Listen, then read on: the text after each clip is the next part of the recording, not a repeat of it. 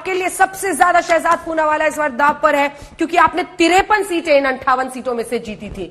लेकिन इस बार मुझे लग रहा है कि सबसे ज्यादा आप मुजफ्फरनगर दंगे पर ही रिलाई कर रहे हैं। मतलब कितने चुनावों तक दंगों को घसीटिएगा लोगों के वोट लेने के लिए शहजाद?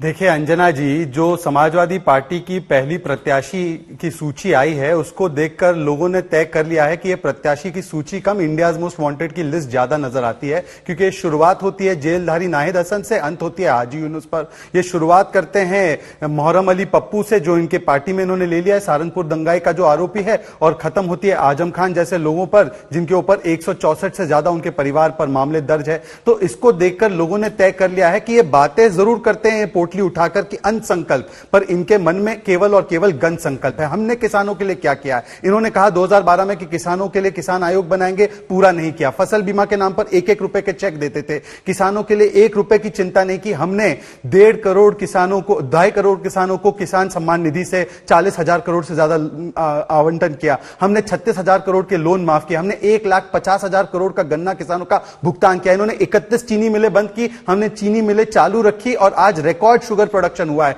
हमने जितना धान और गेहूं 4 वर्षों में खरीदा, इन्होंने मिलकर 10 वर्षों में नहीं खरीदा। जेवर एक्सप्रेसवे की बात हो, दिल्ली मीरठ जेवर एयरपोर्ट की बात हो, दिल्ली मीरठ एक्सप्रेसवे की बात हो, चाहे बात हो राजा महेंद्र प्रताप यूनिवर्सिटी की, हम तो राजा राम जाट और राजा महेंद्र प्रताप के अनुयायी है, चौधरी चरण सिंह के अनुयायी है। इन्होंने क्या किया? इनको तो केवल जिन्ना के सपने आते हैं। तो आज अगर हम कानून व्यवस्था की बात करते हैं, और कानून व्यवस्था की बात क्यों ना करें, आपको याद है कि मुकीम काला, मोहम्मद फुरकान, इन लोगों का आतंक चलता था, जो कैराना से पलायन करते थे। आज उनको हाथ जोड़ जोड़कर पलायन करना पड़ रहा है और कोर्ट में वो सरेंडर कर रहे हैं। आज वहां पर आतंक का माहौल, 5 बजे के बाद दुकानें नहीं खुलती थी, आज दुकानें वहां पर चालू होती है। और किसान की बेटी, किसान की खेती दोनों सुरक्षित हमारे कार्यकाल में है, तो क्यों ना हम बात करें इसकी? घनश्याम जी, 58 सीटों को प्रोटेक्ट करना है। आप समझ रहे हैं, जो बीजेपी आपको घेर रही है, केशव प्रसाद मौर्य कह रहे हैं कि सिर पर लाल टोपी है और जेब में जालीदार टोपी है। तो आपकी एक छवि वो बना रहे हैं, और आपको जाट वोट के लिए भी आरएलडी का सहारा चाहिए, जो कि खुद ही अभी अपने पैर खड़े कर रहे हैं जमीन, क्योंकि उनकी फिसली हुई है। नमस्कार अंजना जी, आपको, दर्शकों को और मेरे को पैनलिस्ट को। देखिए, भारतीय जनता पार्टी जो भी कह ले, भारतीय जनता पार्टी के इस चुनाव में 3 सिंबल हैं। एक है ठेंगा, दूसरी है लाठी, और तीसरा है सांड।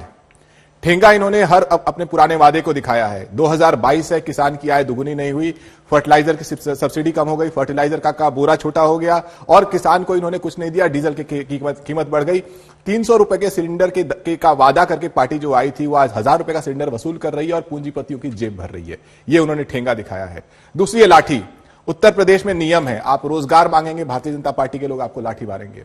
अगर किसान अपने लिए न्याय मांगेंगे तो भारतीय जनता पार्टी के लोग या तो उस पर जीप चढ़ा देंगे, या फिर उसको लाठी मांगेंगे।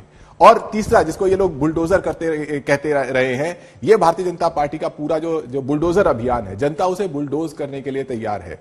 जो बुलडोजर अभियान है, उसमें यह बुलडोजर हो या सांड हो, जनता को एक जैसा दिखाई देता है। आप मेहनत कीजिए, कोई एक ताकत आएगी, वो आपकी सारी मेहनत को बर्बाद कर देगी। चाहे आप युवा हैं तो पेपर लीक हो जाएगा, आप किसान हैं तो आपके खेत को सांड चर जाएगा, या किसी का एक्सीडेंट हो जाएगा। तो इस तरीके से भारतीय जनता पार्टी ने सिवाय उत्तर प्रदेश को बर्बादी के सिवा कुछ नहीं दिया है। चुनाव में जो आप आंकड़े दिखाती हैं, ये चुनाव के नतीजा है।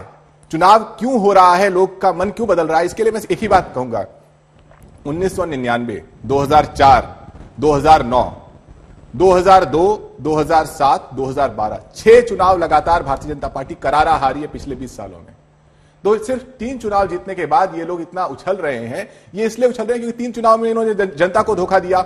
मैं किसी भी सभा में नहीं जाता जहां पे लोग कहते हैं बेरोजगारी मुद्दा नहीं है, सिवाय भारतीय जनता पार्टी के नेताओं के कोई नहीं कहता कि बेरोजगारी मुद्दा नहीं है। अंजना जी, एक मिनट जल्दी से। अंजना जी, बेरोजगारी की दर 18% थी अखिलेश जी के जमाने में, आज कम होकर 3% हुई है। मैं इनको एक आंकड़ा देता हूँ, एक आंकड़ा। नहीं, एक सेकंड।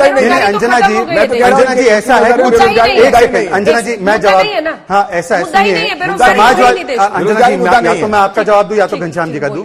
हाँ, ऐसा है कि जहां तक समाजवादी की बेरोजगारी है उसको दूर करने करने का काम हमारा नहीं, पर एक आंकड़ा मैं आपको बताता हूं। 5 जो जिले हैं पश्चिमी उत्तर प्रदेश के, वहां पर चलिए गौतम बुद्ध नगर ले लेते, या सहारनपुर ले लेते, या मुजफ्फरनगर ले लेते, इन्होंने 5 वर्ष में कुल मिलाकर 1000 घर बनाए, हमने कुल मिलाकर 74,000 घर बनाए। आप एक आंकड़ा गिनवा दीजिए, आपने कितना गन्ना भुगतान किया, आप बता दीजिए। 11,000 करोड़ का इन्होंने बकाया रखा था, हमने उसको पूरा करते हुए आज 95% भुगतान किया है, 1,51,000 करोड़ का किया है। तो बेरोजगारी मुद्दा नहीं है। एक और भारतीय जनता पार्टी का प्रवक्ता पुनः कह रहे हैं पहली सूची में आपराधिक ना बेरोजगारी मुद्दा है, ना अपराध मुद्दा है, आजम खान ना बेरोजगारी मुद्दा है, ना महंगाई मुद्दा है, क्या नाहिद चिल्लाना मुद्दा है, क्या इनके साथ सिर्फ चिल्लाना मुद्दा है, ना महंगाई मुद्दा है, ना बेरोजगारी आपराधिक रिकॉर्ड है? ऐसा है अंजना जी, 100 इन्होंने 100 ऐसे उम्मीदवार दिए हैं जिनका आपराधिक ट्रैक रिकॉर्ड है।